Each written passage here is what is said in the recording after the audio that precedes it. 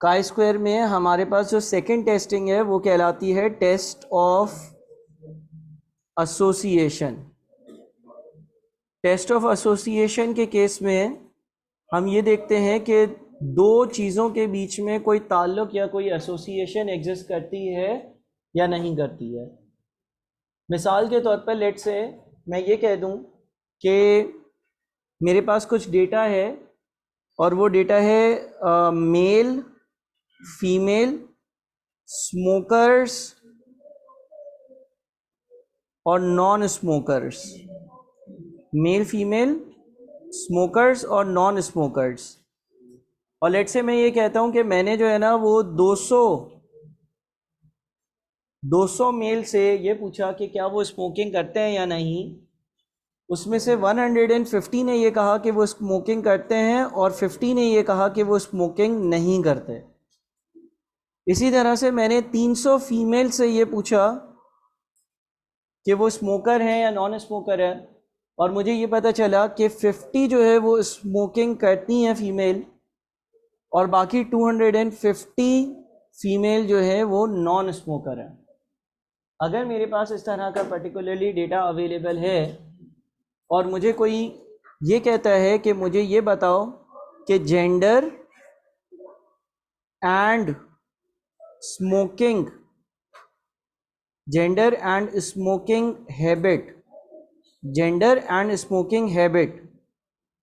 इसमें किसी किस्म का कोई लिंक या ताल्लुक है या नहीं।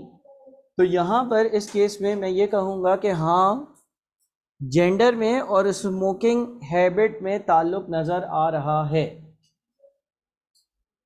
एक ऐसे ही मैंने एग्जाम्पल दी थी समझाने के लिए, और ताल्लुक इसलिए नज़र आ रहा है क्योंकि मुझे ये बात पता चल रही है कि जितने भी मेल हैं उसमें से 75% मेल स्मोकिंग करते हैं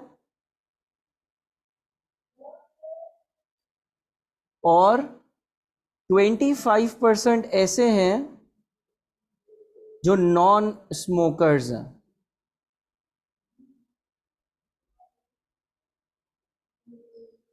इसी तरह से अगर मैं फीमेल की बात करता हूं तो फीमेल में मुझे ये पता चलता है 300 में से 50 कितना परसेंट होगा? 16.67% स्मोकर्स हैं या स्मोकिंग करती हैं वुमेन, और बाकी 83.33% जो है वो नॉन स्मोकर्स हैं। तो यहाँ पर मुझे ये नज़र आ रहा है कि जेंडर और स्मोकिंग हैबिट में एक ताल्लुक है, और वो ताल्लुक ये है कि अगर मैं मेल को पिक करूँगा तो उसके स्मोक करने की प्रोबेबिलिटी कंपैरेटिवली ज़्यादा नज़र आ रही है। सही है?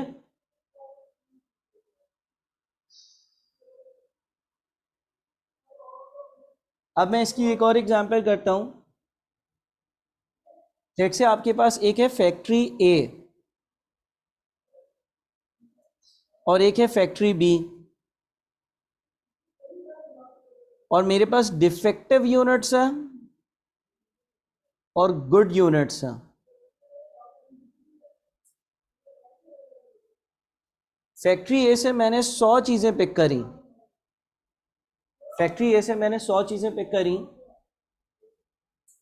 100 में से 60 चीज़ें डिफेक्टिव, या 20 चीज़ें डिफेक्टिव थी, 80% सही थी या 80 सही थी 100 में से। फैक्ट्री बी से मैंने 300 चीज़ें पिक करी, 60 डिफेक्टिव थी, 240 ठीक थी। क्या यहां पर factory and quality of output, factory and quality of output, factory and quality of output में कोई लिंक है? Factory and quality of output में कोई लिंक है? क्या लिंक है?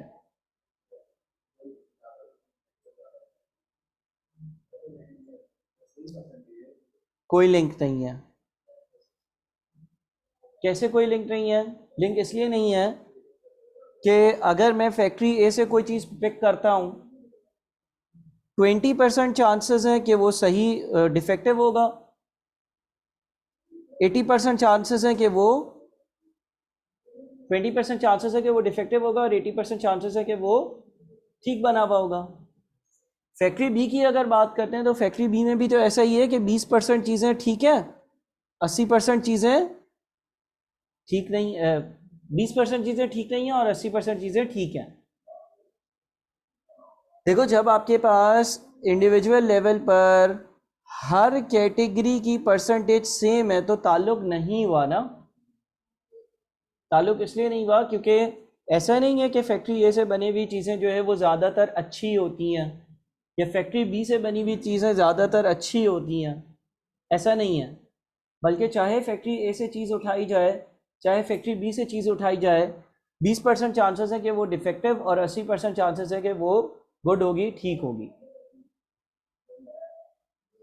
तो हम यहाँ पर ये कहेंगे कि इन दोनों के बीच में किसी किस्म का कोई ताल्लुक या रिलेशन एग्जिस्ट नहीं करता। ठीक है, आपने सिंपली ये याद रखना है, there is no association if overall percentage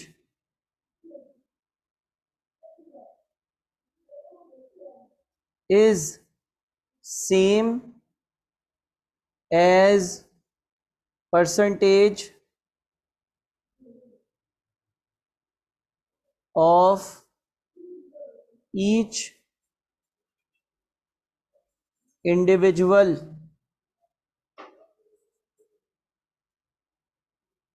category. There is no association if overall percentage is same as percentage of each individual category or near to it. इसका ये मतलब है कि देखो, अगर हम फैक्ट्री वाली एग्जांपल्स पर वापस आए तो फैक्ट्री, ये किसी एक कंपनी की दो फैक्ट्रीज है ना। अगर हम इस कंपनी की ओवरऑल पिक्चर देखें तो मैंने फैक्ट्री ए से 100 और फैक्ट्री बी से 300 यानी कि टोटल 400 चीज़ें पिक करी हैं। उन 400 चीज़ों में से 80 चीज़ें डिफेक्टिव थी और उन 400 चीज़ों में से 320 चीज़ें गुड थी। यानी कि ओवरऑल अगर मैं कंपनी की बात करता हूं तो कंपनी लेवल पर 20% चीज़ें डिफेक्टिव और 80% चीज़ें ठीक है। अगर कंपनी की ओवरऑल परसेंटेज और इंडिविजुअल फैक्ट्रीज की परसेंटेज एक दूसरे के करीब हैं तो इसका मतलब ये हो गया कि किसी किस्म का कोई ताल्लुक या लिंक नहीं होगा।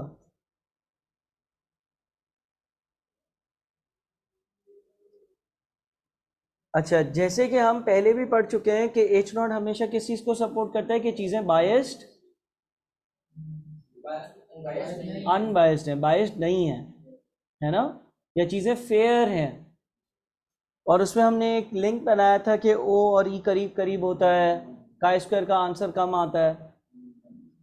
इसी तरह से यहाँ पर जब हम सवाल करेंगे ना तो एच नॉट हमेशा क्या बोलेगा? एच नॉट हमेशा बोलेगा देयर इज नो एसोसिएशन यानी कि किसी किस्म की कोई भी एसोसिएशन नहीं है, किसी किस्म का कोई भी ताल्लुक नहीं है, एच नॉट ये बोलेगा। अब इसकी एक एग्जांपल देखते हैं, पूरी कंप्लीट एक एग्जांपल देखते हैं जिससे हम ये समझते हैं कि हमारे पास ये वाला सवाल किस तरह से आएगा।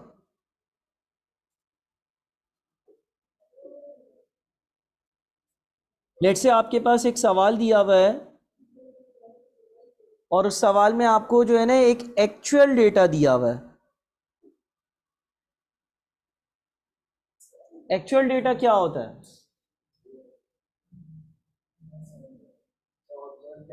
जो आपने ऑब्जर्व किया हो ना, जो आपने वाकई में देखा हो, ऑब्जर्व किया हो।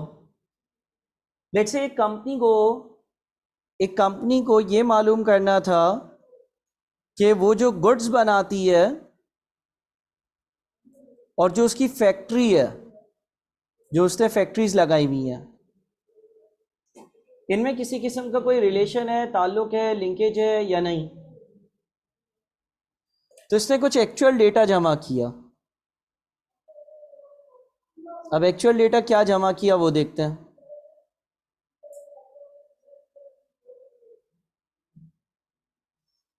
इस कंपनी ने ये देखा कि इसकी दो फैक्ट्रीज हैं, फैक्ट्री ए और फैक्ट्री बी, ठीक है। और इसने इन फैक्ट्रीज में बने हुए गुड्स को 3 हिस्सों में बांटा। एक हिस्से बोला कि डिफेक्टिव गुड्स हैं,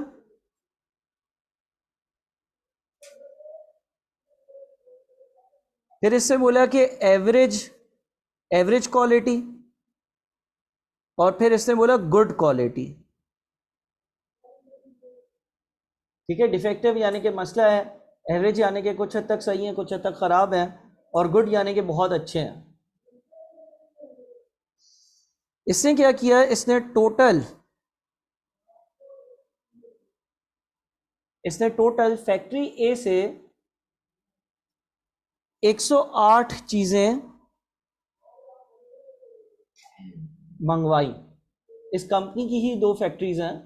इसने अपनी फैक्ट्री ए से 108 चीज़ें जो है ना वो मंगवाई, अपने ऑफिस पर मंगवाई, हेड ऑफिस पर। और इसको ये पता चला कि इसमें से 16 चीज़ें जो फैक्ट्री ए में बनी थी वो डिफेक्टिव थी, 50 चीज़ें एवरेज थी, और 42 चीज़ें जो है ना अच्छी क्वालिटी की बनी हुई थी।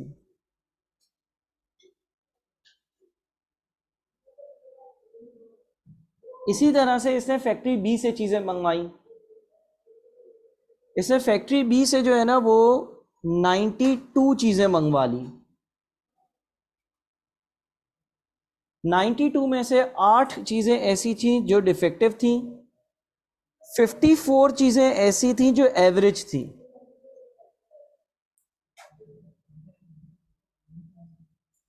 और 30 चीज़ें ऐसी थी जिनकी क्वालिटी अच्छी क्वालिटी थी। पहले तो इसको कॉपी कर लो, यहाँ तक जल्दी से कॉपी करो। ये आपका एक्चुअल डेटा है।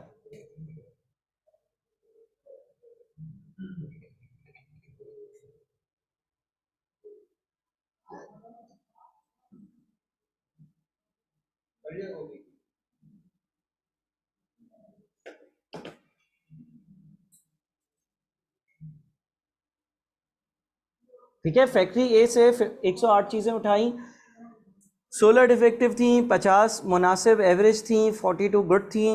92 चीज़ें फैक्ट्री बी से उठाई, 8 डिफेक्टिव थी, 54 एवरेज थी, और 30 जो है ना वो गुड थी। कंपनी को ये मालूम करना है कि ऐसा तो नहीं है कि उसकी किसी एक पर्टिकुलर फैक्ट्री में मसला है, ऐसा तो नहीं है कि किसी एक पर्टिकुलर फैक्ट्री में बनाई गई चीज़ें जो है वो बहुत ज़्यादा ख़राब होती हैं, डिफेक्टिव होती हैं, ऐसा तो कुछ नहीं है। तो इसने ये चीज़ें पिक करी। अब अगर ओवरऑल पूरी कंपनी की बात करें तो 92 और 108 का मतलब ये हो गया कि इसने मिल मिलाकर 200 चीज़ें मंगवाई, है ना। उसमें से 72 चीज़ें अच्छी क्वालिटी की थी, 104 चीज़ें एवरेज क्वालिटी की थी, और 24 चीज़ें डिफेक्टिव थी। ये टोटल कंपनी की परफॉर्मेंस है ना। इस कंपनी ने जो चीज़ें उठाई, अच्छा इस 200 में अगर मैं 200 की बात करूँ ना तो इसमें फैक्ट्री ए की चीज़ें भी शामिल हैं, फैक्ट्री बी की चीज़ें भी शामिल हैं। 24 डिफेक्टिव में फैक्ट्री ए के भी डिफेक्टिव शामिल हैं, फैक्ट्री बी के भी डिफेक्टिव शामिल हैं। अगर मैं कंपनी लेवल पर बात करूं, फैक्ट्री लेवल पर नहीं, अगर मैं कंपनी लेवल पर बात करूं तो कंपनी ने जो ए और बी से गुड्स मंगवाए हैं उसके बारे में कंपनी ये कह सकती है कि 200 में से 24 ख़राब थे, यानी कि कंपनी लेवल पर 12% चीज़ें डिफेक्टिव है। 104 चीज़ें आउट ऑफ 200 जो है वो एवरेज है, यानी कि कंपनी लेवल पर 52% चीज़ें एवरेज हैं और 72 चीज़ें आउट ऑफ 200 कंपनी लेवल पर गुड क्वालिटी की हैं, यानी कि 36%।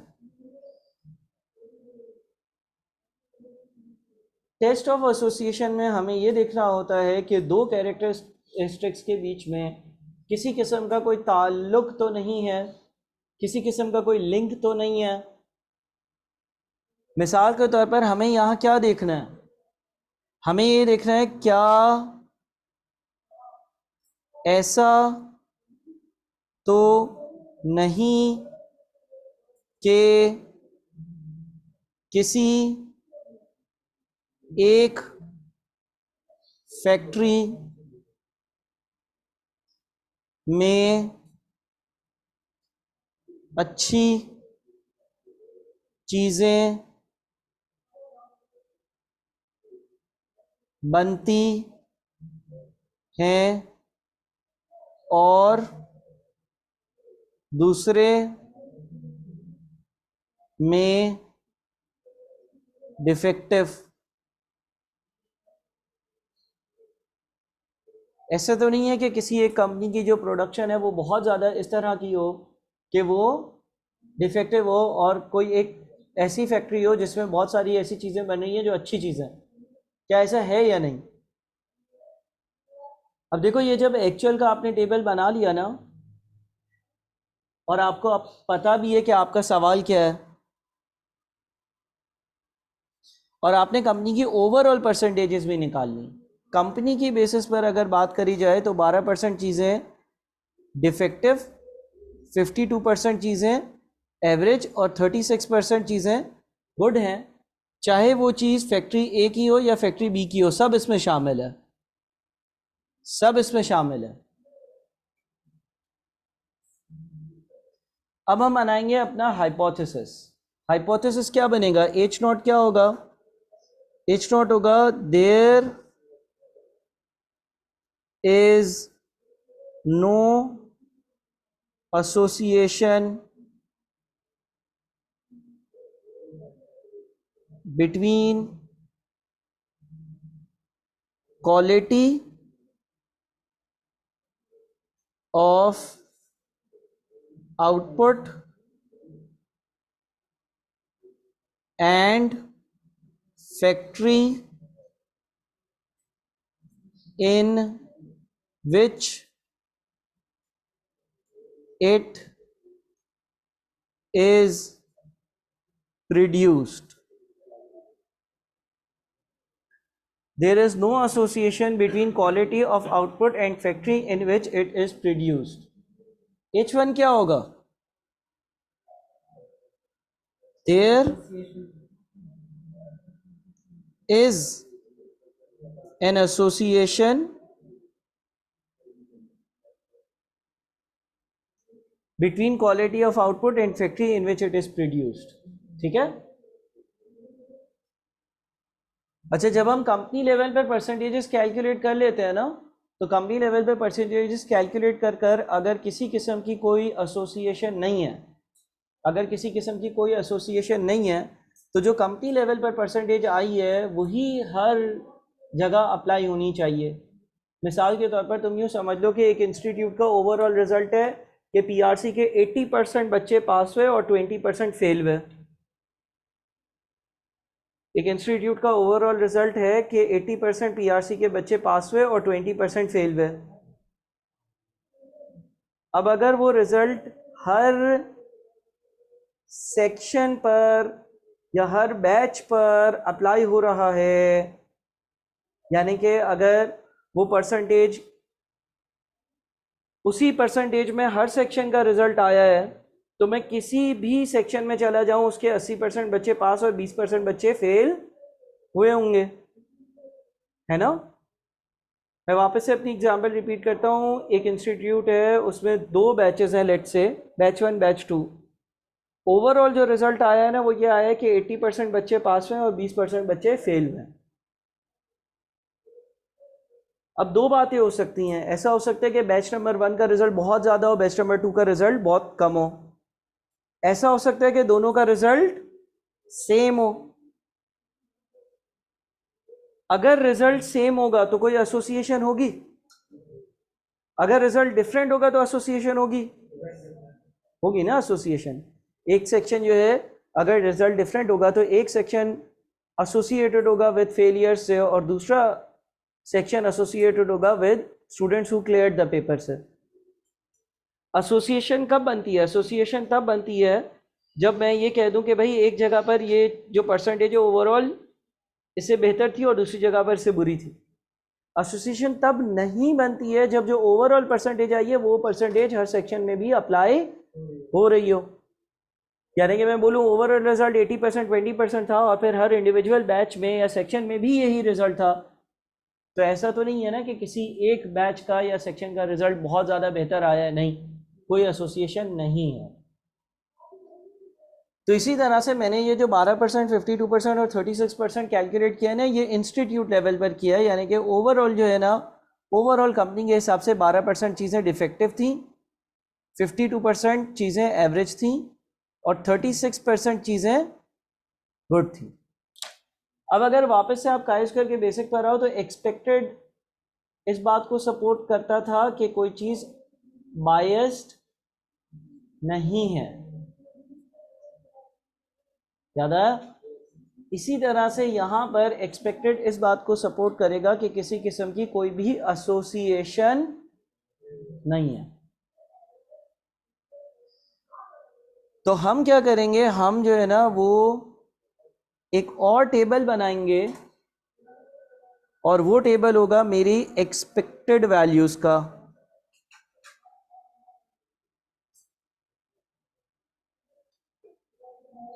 अगेन आप लिखोगे defective, average, good, total, factory ए,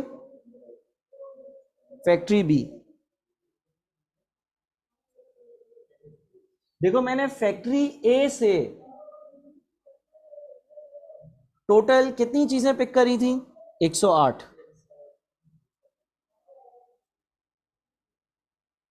अगर किसी एक फैक्ट्री में और उसके बनाए हुए गुड्स की क्वालिटी में कोई भी ताल्लुक नहीं है तो जो ओवरऑल परसेंटेज आ रही है कंपनी लेवल पर कि 12% चीज़ें डिफेक्टिव और 52% चीज़ें एवरेज और 36% चीज़ें गुड होंगी, यही परसेंटेज इंडिविजुअल लेवल पर भी अप्लाई होनी चाहिए। इसका मतलब फैक्ट्री ए से अगर 108 चीज़ें पिक कर रहा हूँ, 108 का 12% कितना होता है?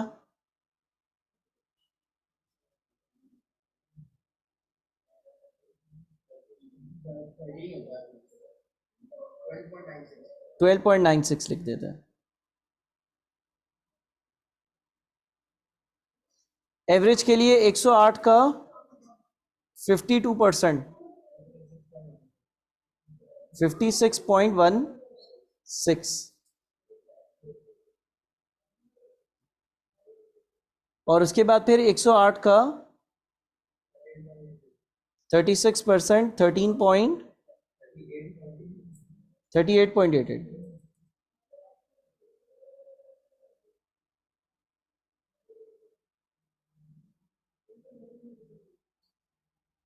एक्सपेक्टेड इस हिसाब से बन रहा है कि किसी किस्म की कोई एसोसिएशन नहीं है, और अगर एसोसिएशन नहीं है तो जो ओवरऑल कंपनी की परसेंटेज आ रही थी वो ए पे भी अप्लाई होनी चाहिए और बी पर भी अप्लाई होनी चाहिए।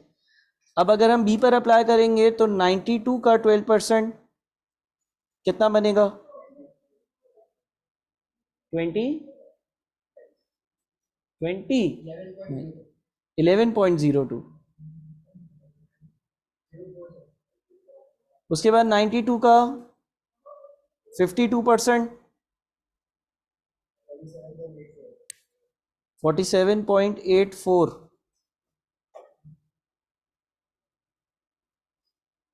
उसके बाद 92 का 36%, 33.12।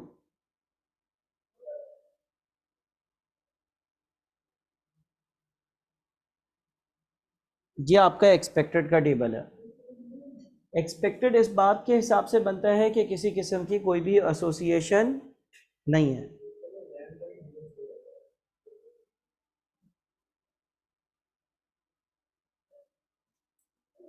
इसको कॉपी करो।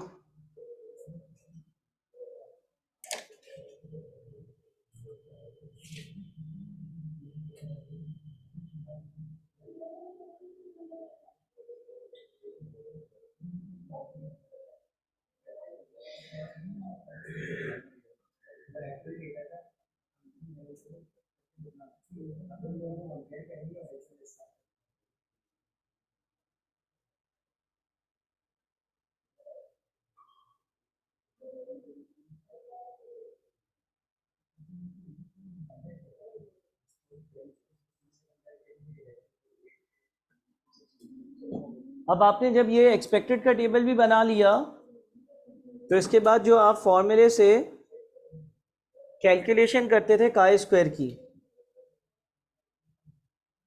वो काई स्क्वायर की कैलकुलेशन करनी होगी।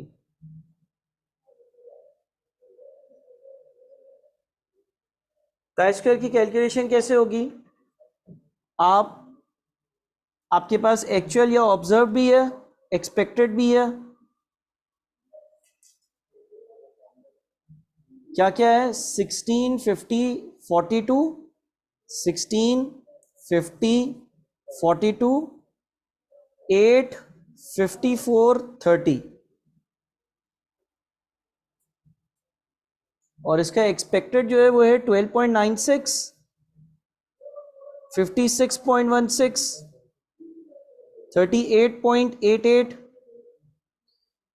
11.04, 47.84 और 33.12। फिर आप क्या करते हो? O माइनस ई का whole square divided by E. पहला कितना बनेगा? चलो करो, कैलकुलेट करो, सारे कैलकुलेट करो जल्दी से, सारे कर लो।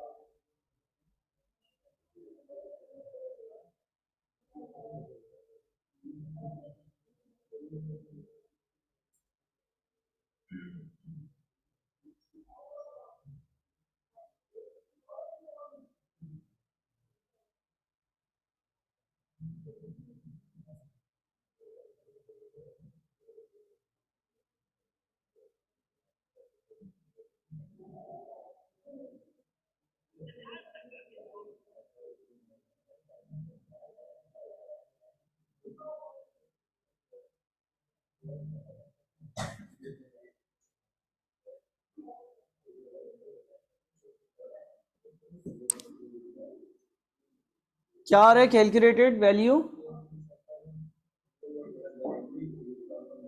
फाइनल वाली बताना। 3.561 चेक कर लो सब यार।